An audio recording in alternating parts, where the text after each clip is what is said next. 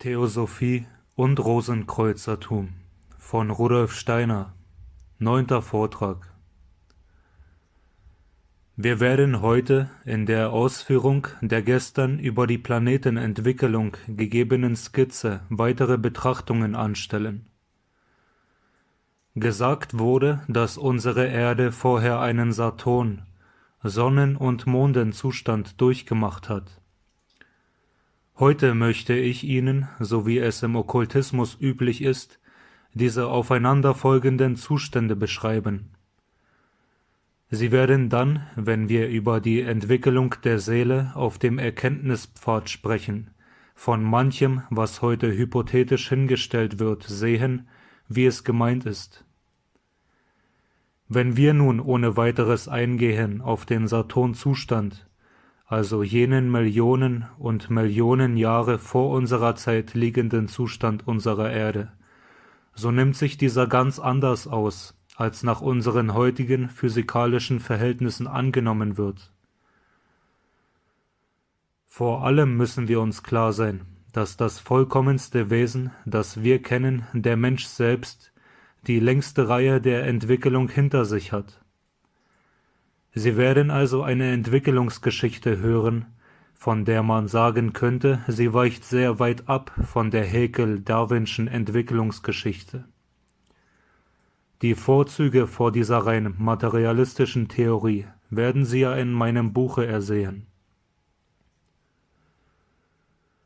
Zunächst handelt es sich darum, zu verstehen, dass das Vollkommenste die längste Entwicklung hinter sich hat. Das vollkommenste Wesen ist nun der Mensch und zunächst der physische Menschenleib.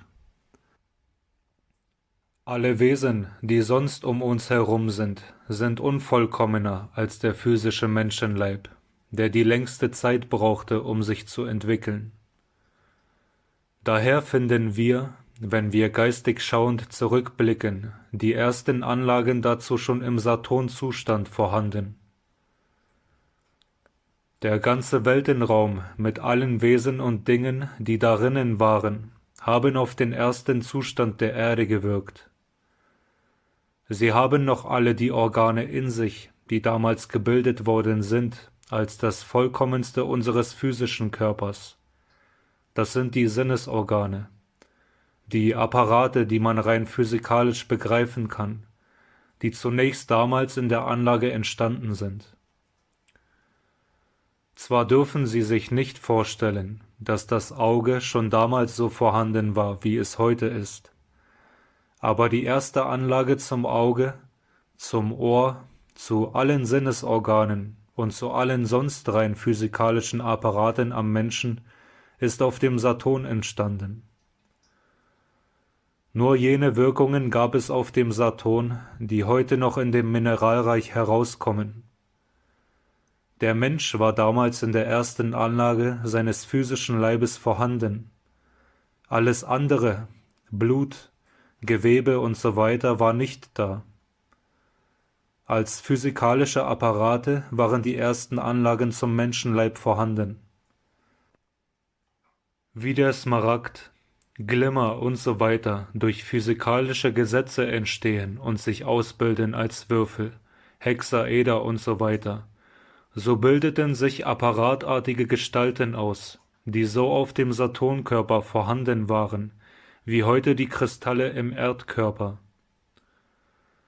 Und die Wirkungsweise der Saturnoberfläche war wesentlich die einer Art Spiegelung in den Weltenraum hinein.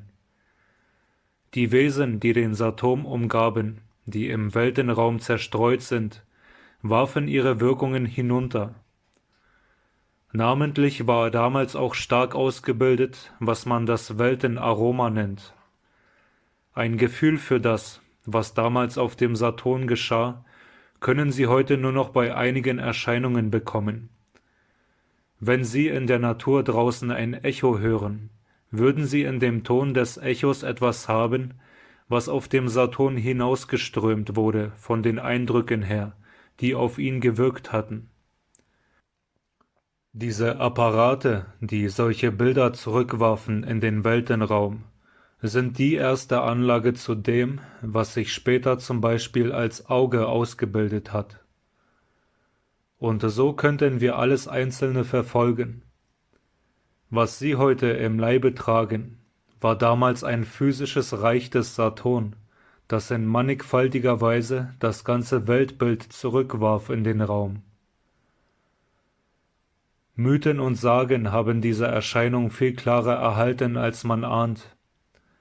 So hat zum Beispiel die griechische Mythe, die noch entlehnt ist aus den eleusinischen Mysterien, etwas bewahrt in dem Bilde des Zusammenwirkens von Kronos und Rhea, wobei nur eine große Verschiebung der Tatsachen vorgekommen ist durch die Art, wie damals die Weltenzusammenhänge gedacht waren. Es wird uns da gesagt, dass Kronos seinen Strahl hinunterwirft und er ihm in der mannigfaltigsten Weise wieder zurückkommt. Daher jenes Bild: Er verschlingt seine Kinder.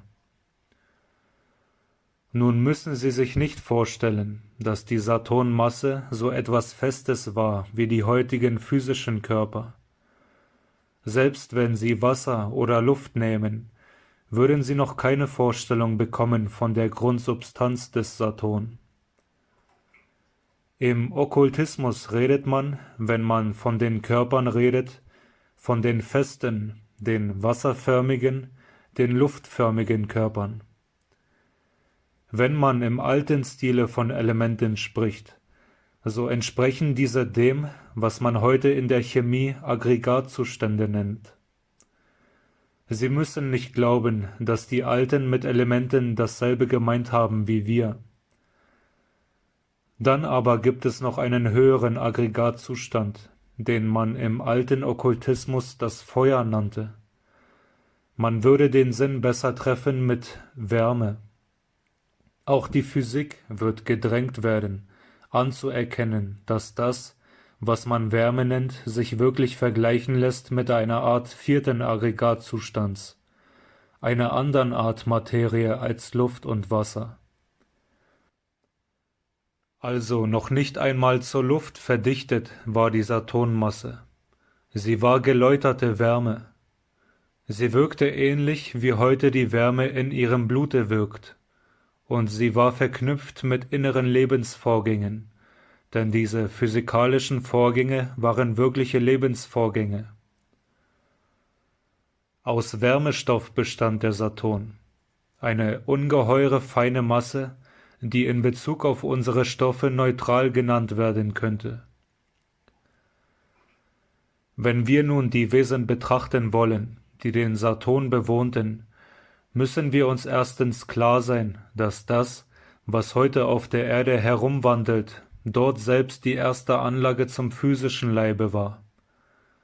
Ein Ich oder Astralleib war noch nicht darinnen. Andere Wesen aber, die heute viel höher sind als der Mensch, belebten den Saturn. Nur gingen sie dort auch nicht in physischen Leibern herum. Sie waren im Wärmestoff verkörpert, und sie wirkten wie ein Wärmestrom, der sich dahin bewegte. Solche Wärmeströmungen bildeten die Taten der Wesen, die den Saturn belebten. Wie sie heute einen Tisch formen, so taten diese Wesen ihre Arbeit, indem sie Wärmeströmungen verursachten. Sonst war nichts von ihnen zu bemerken. Wie wenn sich zwei Wärmeströmungen hin und her bewegten und sich gegenseitig austauschten, so begrüßte man sich sozusagen auf dem Saturn. Die Wesen, die auf dem Saturn ihre Menschheitsstufe durchmachten, hatten nicht einen physischen Leib als ihr niederstes Glied. Sie stiegen nicht so weit in die Materie hinab, dass sie einen physischen Leib nötig gehabt hätten. Ihr niederstes Glied war das Ich, wie sie heute als niederstes Glied den physischen Leib haben. Dann kam ihr Geist selbst oder Manas, ihr Lebensgeist oder Buddhi, der Geistesmensch oder Atma. Aber dafür hatten sie noch ein 8., 9. und 10. Glied entwickelt, die wir also bei ihnen mit aufzählen müssen. Die theosophische Literatur nennt diese Glieder, die der Mensch heute noch nicht entwickelt, die drei Logoi. Im Christentum heißen sie der Heilige Geist, der Sohn oder das Wort und der Vater.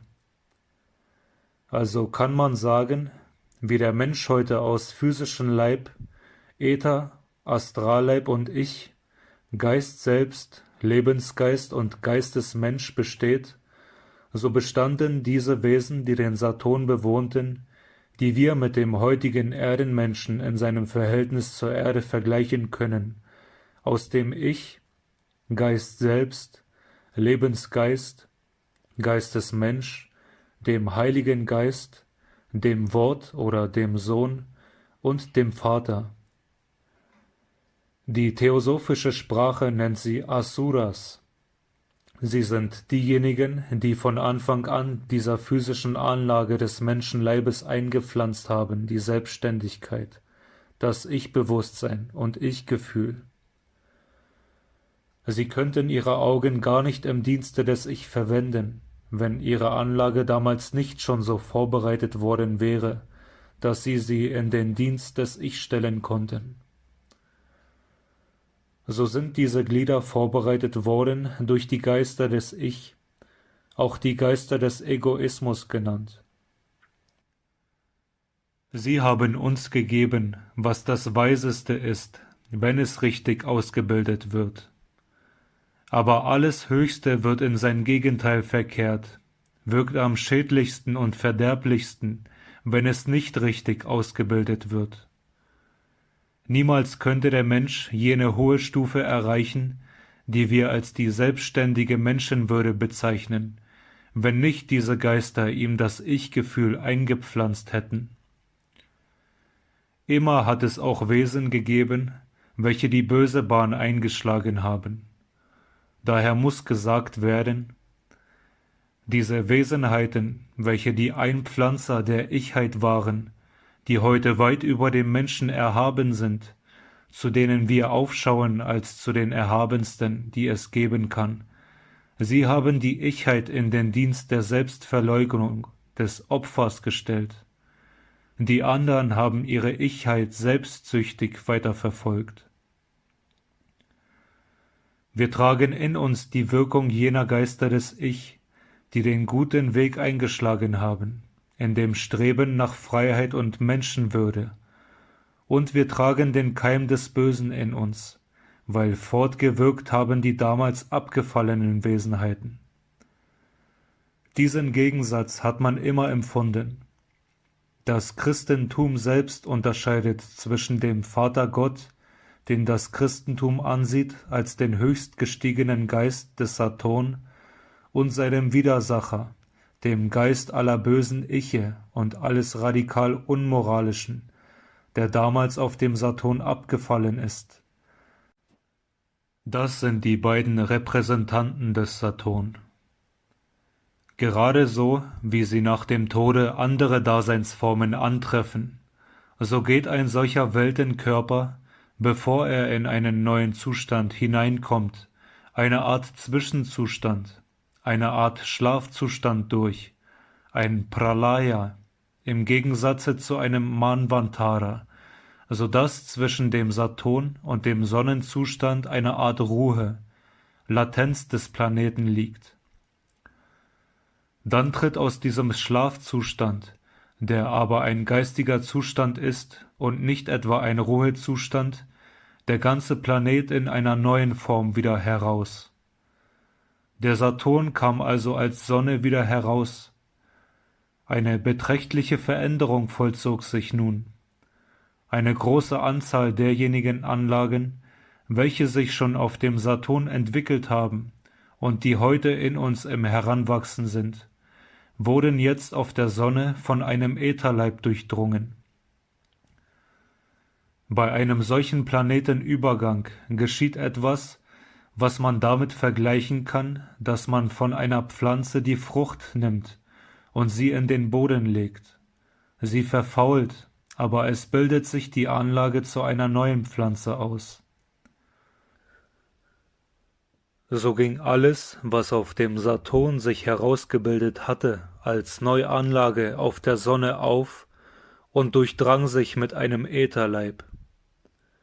Nicht alles, einiges blieb zurück in der Weise, das, was früher Anlage zu dem Menschenleib war, sich gespalten hat in zwei Reiche. Ein Teil ist aufgestiegen zu einer Art von Pflanzenmenschen. Wie die Pflanze heute ihren Äther- und physischen Leib hat, so hatten die damaligen Sonnenmenschen einen physischen und Ätherleib. Und auf der mineralisch-physischen Stufe sind zurückgeblieben andere Wesenheiten, die sich vergleichen ließen mit dem heutigen Mineralreich. Dieses schloss die Sonne als ein untergeordnetes Naturreich in sich ein, und ein anderes hatte sie als ein Pflanzen-Menschenreich hinaufgeschoben. Eine richtige Vorstellung von der Sonnenluft bekommen Sie, wenn Sie sich ein chemisch dichtes Gas vorstellen, das nicht mehr einen bloß spiegelnden Körper vorstellt, sondern jetzt alles, was es zugestrahlt erhielt, in sich aufgenommen hat und erst nachdem es das in sich verändert hat, wieder zurückwirft, wie es heute mit der Farbe der Pflanze ist.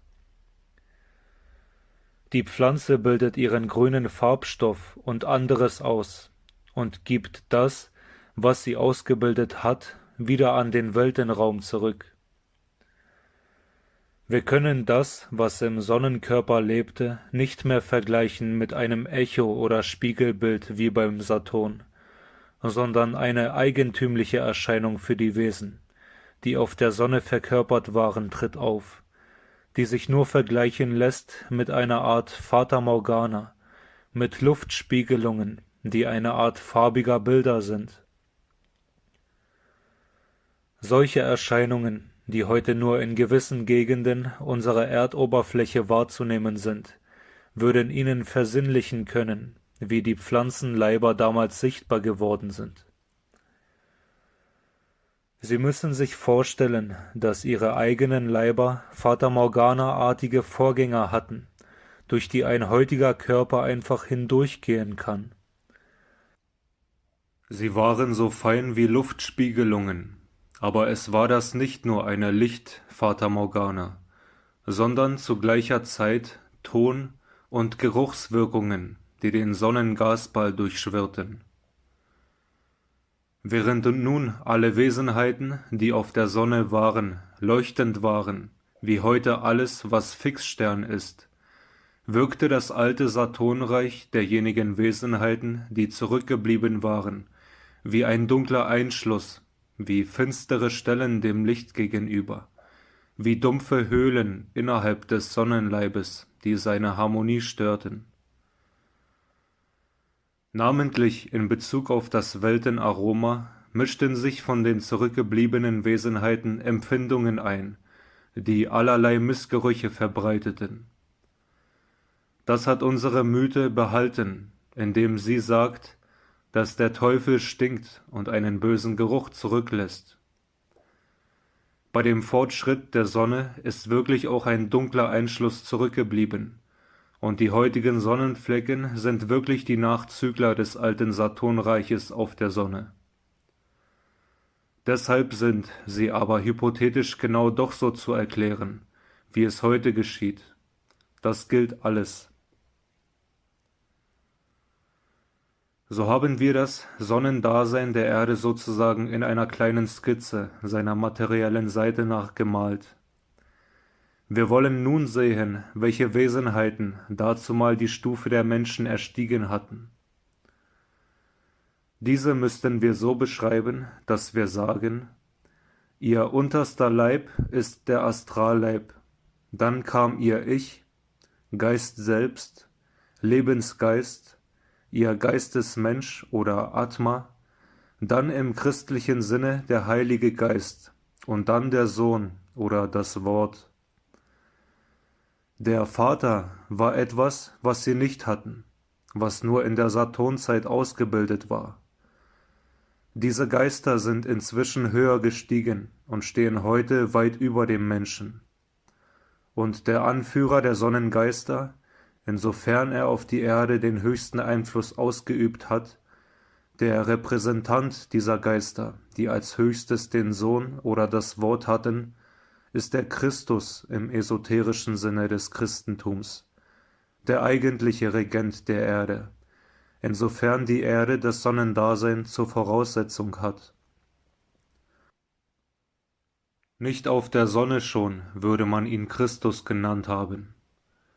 Im alten Christentum wurde das immer so gelehrt, und gerade der Unterschied des wirklichen Christentums von dem vielfach auf Missverständnissen beruhenden exoterischen Christentum ist der, dass das alte Christentum alles Denken und alle Anschauungen anwenden wollte, um zu begreifen, welches jenes hohe Wesen war, das damals Menschengestalt angenommen hatte in dem Jesus von Nazareth.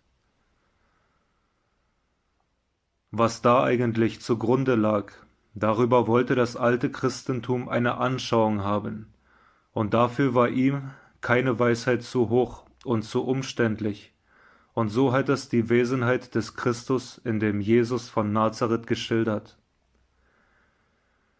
Manches Wort des Johannesevangeliums kann ihnen erst verständlich werden, wenn sie es von diesem Gesichtspunkte aus auffassen.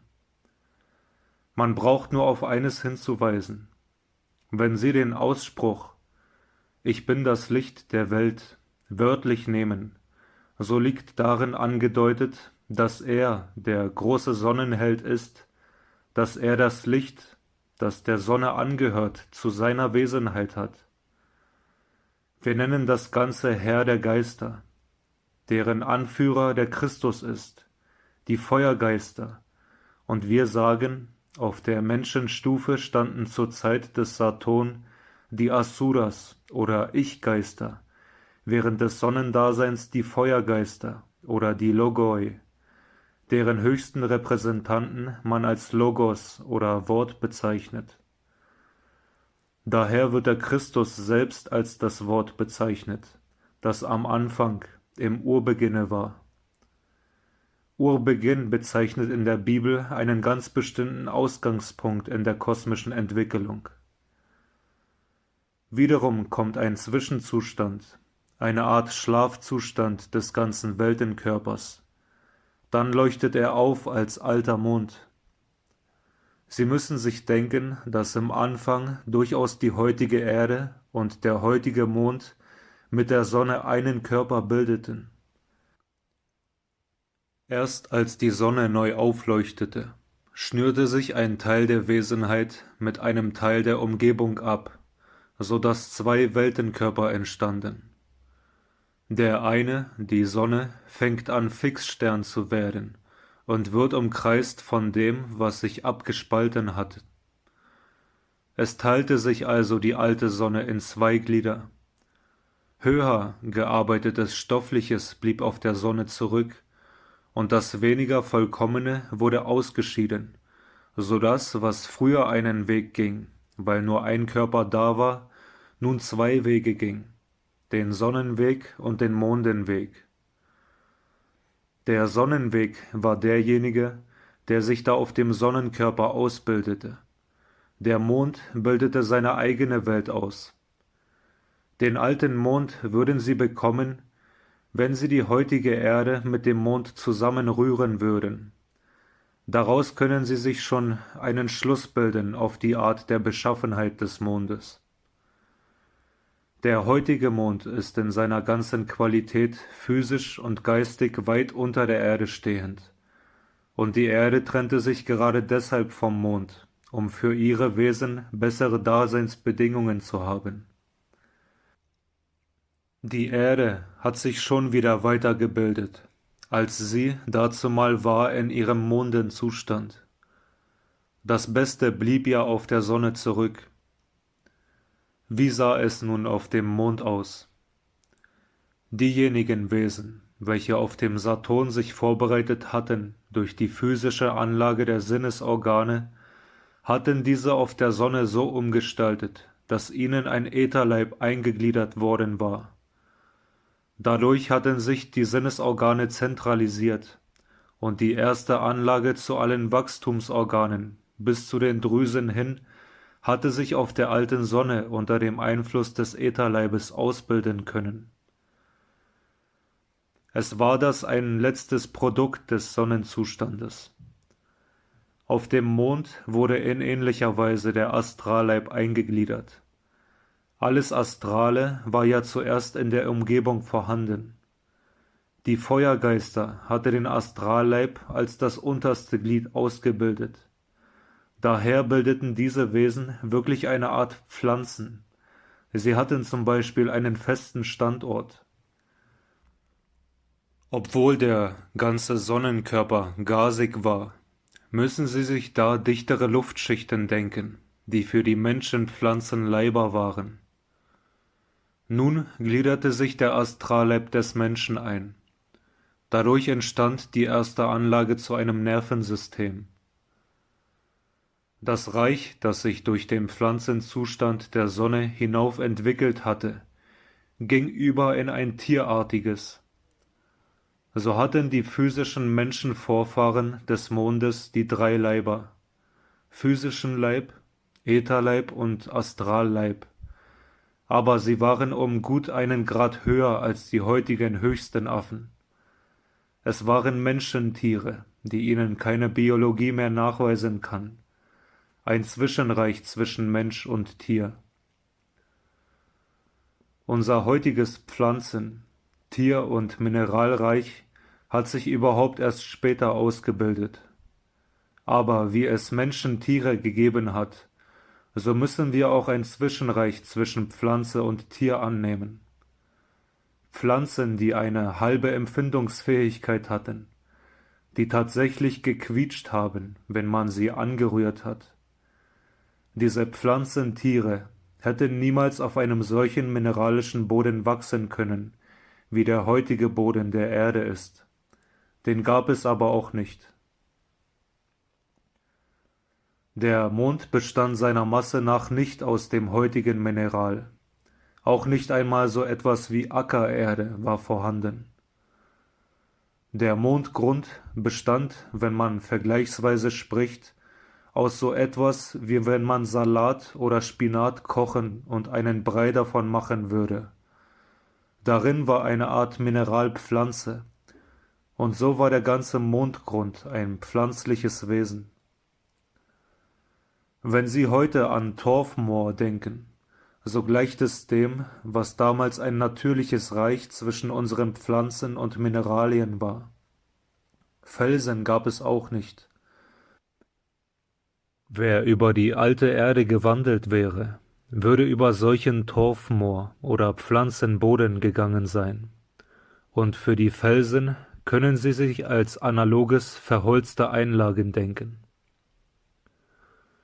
Aus diesem ganzen Grunde heraus wuchsen die Pflanzentiere, und darüber bewegten sich dann diejenigen Wesenheiten, die Menschentiere waren, in dem Umkreis des Mondes, den man mit Feuerluft bezeichnet. Denken Sie sich die ganze Luft ausgefüllt mit Salpeter, Kohlen- und Schwefelsäuredämpfen. In dieser feurigen Luft, die Sie so bekommen würden, lebten die Mondenmenschen.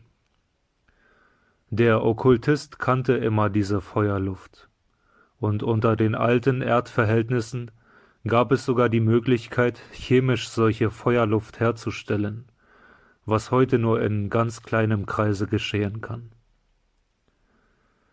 Das Wissen davon hat sich die echte Alchemie bewahrt. Wenn Sie daher im Faust lesen, ich will ein wenig Feuerluft machen, so ist das ein Anklang an die Tiefen des Okkultismus. Feuerluft umhüllte den Mond, das war seine Atmosphäre. Dieses Mondendasein werden wir vielleicht noch besser verstehen, wenn wir noch etwas hinzuerwähnen. Ein Reich von Pflanzenmineralien hatten wir, von Tierpflanzen, die aus dem Pflanzenmineralboden herauswuchsen, und dann Tiermenschen, die sich darauf herumbewegten. Auf jeder Stufe gibt es aber nun solche Wesen, die zurückbleiben. Nennen Sie es meinetwegen Sitzenbleiben. Nicht nur in der Schule, sondern auch in der großen Entwicklung gibt es so etwas wie ein Sitzenbleiben, wo ein Schüler noch einmal dieselbe Klasse durchmachen muss. Solche Sitzengebliebenen erscheinen in ganz merkwürdigen Verhältnissen in den späteren Entwicklungsstadien. Wir haben die sitzengebliebenen Nachzügler der Tierpflanzen in den Parasiten, zum Beispiel in der Mistel. Sie kann deshalb nicht in mineralischem Boden wachsen, weil sie gewohnt war, im Pflanzenmineralboden zu wachsen. Sie ist ein Zeugnis für das, was so etwas wie einen sitzengebliebenen Schüler darstellt. Nur geht es den Wesen, die in der Weltenentwicklung zurückbleiben, noch viel schlimmer. Das hat wiederum die Mythe gerade in den nördlichen Gegenden zum Ausdruck gebracht. Sie kennen in der nordischen Mythe die Erzählung von Baldur und seinem Tod durch Loki. Einst trieben die Götter Lustbarkeiten im Asenheim, und sie warfen im Himmel spielend herum mit den verschiedensten Gegenständen. Aber vorher hatte Baldur Träume, die auf seinen baldigen Untergang hindeuteten.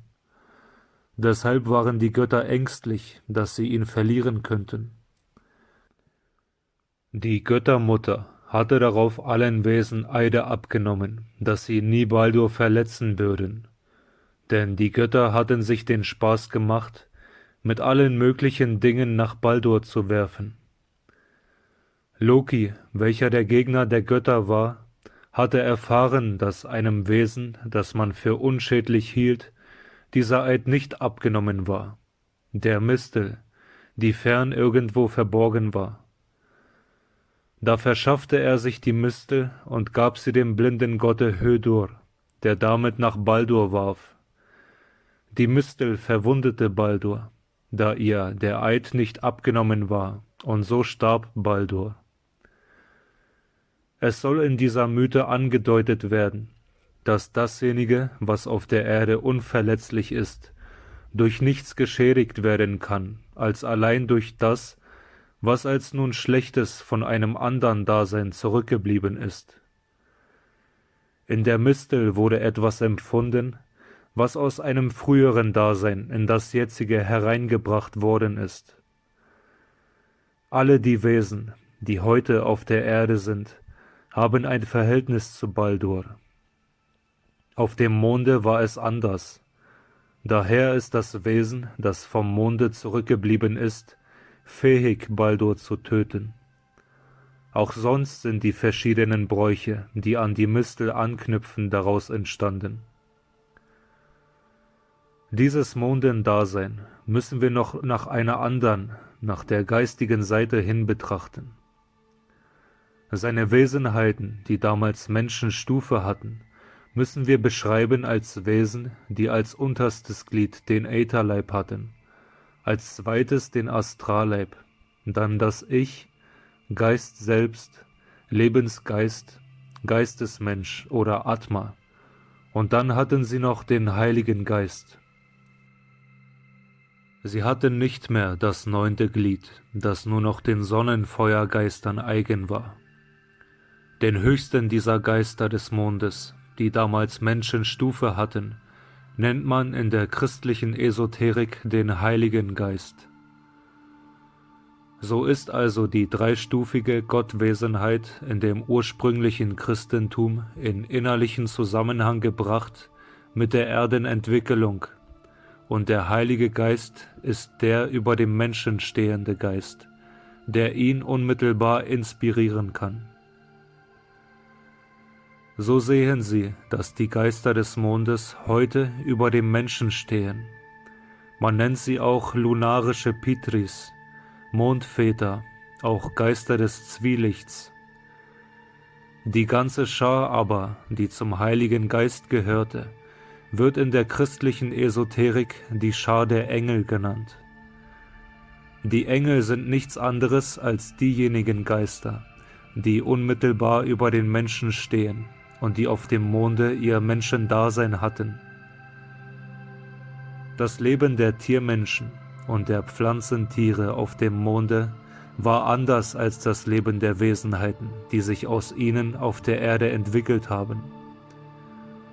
Die Bewegung des Mondes, der ja schon von der Sonne abgeschnürt war eine ganz andere als die Bewegung der heutigen Erde um die Sonne. Jener Mond drehte sich um die Sonne so herum, dass er ihr immer dieselbe Seite zuwendete, wie auch heute noch der Mond der Erde, so dass also der Mond sich nur einmal um sich selbst drehte, während er um die Sonne kreiste. Daher waren alle Wesenheiten in ganz anderer Weise von dem Sonnendasein abhängig, als sie es heute auf der Erde sind. Während der ganzen Umlaufzeit des Mondes um die Sonne war es auf der einen Seite immer Tag, auf der anderen eine Art Nacht. Die Wesen, die damals schon ihren Ort verlassen konnten, wanderten in einer Art von Kreis um den Mond herum, so dass sie eine Zeit hatten, in der sie unter den Einfluss des Mondes kamen. Die Zeit, in der sie unter dem Einfluss der Sonne standen, war die Zeit, in der sie sich fortpflanzten. Es gab schon damals eine Fortpflanzung. Bei den Mondmenschen gab es noch nicht die Möglichkeit, dass sie durch Töne ihren Schmerz, ihre Lust ausgedrückt hätten. Was sie ausdrückten, hatte eine mehr kosmische Bedeutung. Die Sonnenzeit war die Zeit der Brunst, die aber, wenn sie durchlebt wurde, verknüpft war mit einem furchtbaren Geschrei der Wesen. Und das hat sich heute noch erhalten bei den Tieren. Noch manches andere von diesen Dingen ist zurückgeblieben. Sie wissen, wie man nachforscht nach dem Grund des Zuges der Vögel, die auch in gewisser Weise den Erdball umkreisen. Viele der Dinge, die heute geheimnisvoll verborgen sind, verstehen wir, wenn wir den ganzen Werdegang unseres Erdendaseins betrachten. Es gab eine Zeit, wo sich die Wesen nur dann zur Fortpflanzung anschickten, wenn sie zur Sonne hinwanderten. Man kann das die Periode des Geschlechtslebens nennen. Allgemeine Vorgänge des lunarischen Lebens drückten sich aus in Tönen, die zu gewissen Jahreszeiten auftraten. In den anderen Zeiten des Jahres war es stumm auf dem Monde. So haben wir kennengelernt den Durchgang der Erde durch ihre 3 früheren Zustände: Saturn, Sonne und Mond.